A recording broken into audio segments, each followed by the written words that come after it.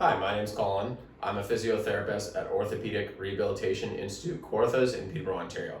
This video is going to show you how to reduce your swelling and keep your fingers and hand moving when you're in a cast after an injury.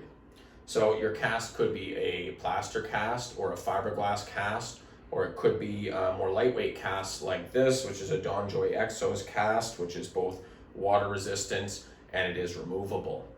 So it is important, if you've had an injury and your fingers are swelling up, to both keep them moving to make sure that they don't stiffen up in any way. And it's also important to keep them elevated to make sure that you don't get too much swelling in your fingers.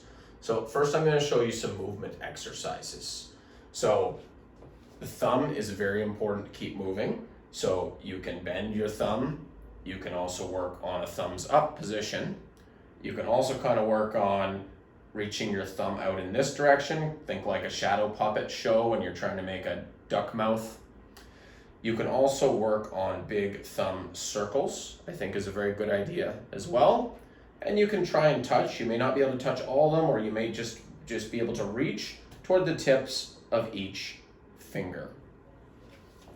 You can also work on bending all your fingers into the best fist that you can possibly. And then fan your fingers out and just keep working on that fist to fan position. You can work on spreading your fingers and any type of finger movement that feels good. It's also important to keep swelling out of your fingers as best as possible.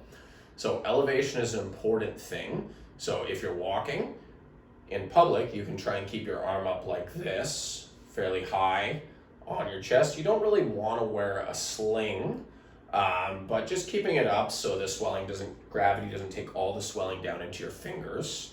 If you're sitting, watching TV, or relaxing, try and put your arm up. Just put it up as long as it's comfortable. If you need to take breaks or change positions, putting it up here and making sure that your arm is above the height of your heart is going to help reduce swelling in your fingers.